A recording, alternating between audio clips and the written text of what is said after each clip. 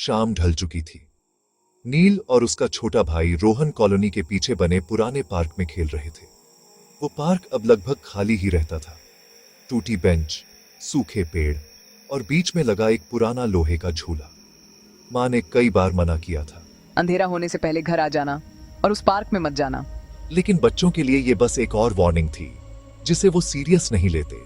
रोहन उस झूले पर बैठ गया। उसने हंसते हुए कहा, भैया धक्का दो। नील ने हल्का सा पुश दिया। झूला धीरे धीरे चलने लगा।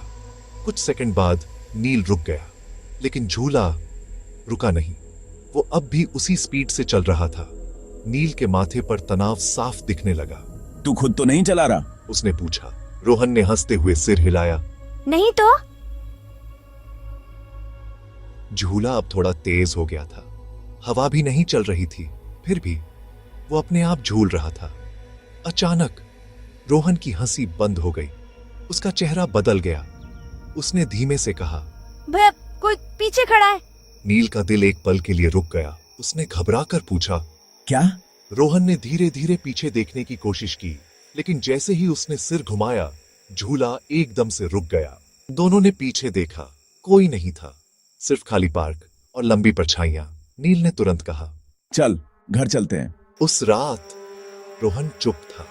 ना खेल रहा था, ना हंस रहा था। बस कभी कभी दरवाजे की तरफ देखता, जैसे कोई आने वाला हो। रात के करीब 2 बजे नील की आंख अचानक खुली। घर में अजीब सा सन्नाटा था। तभी उसे बाहर से एक आवाज सुनाई दी, जैसे कोई पुराना झूला हिल रहा हो। नील धीरे से खिड़की के पास गया और बाहर देखा। उसका खून जम गया। उनके घर के सामने, जहां कोई पार्क नहीं था, वहीं झूला लगा हुआ था और उस पर रोहन बैठा था। धीरे धीरे झूल रहा था। नील की आवाज कांप गई। रोहन? झूला धीरे धीरे रुका और फिर रोहन ने सिर उठाया, लेकिन वो रोहन नहीं था। उसकी आंखें पूरी काली थीं, चेहरा असामान्य रूप से खिंचा हुआ और उसके होंठों पर एक बहुत बड़ी डरावनी मुस्कान। अगले ही पल वो झूले से कूदकर खड़ा हो गया और सीधा नील की खिड़की की तरफ देखने लगा।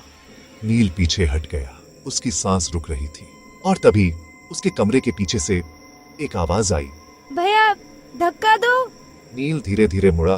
पीछे अंधेरे में रोहन खड़ा था और बाहर झूला अब भी हिल रहा था, लेकिन उस पर कोई बैठा हुआ था।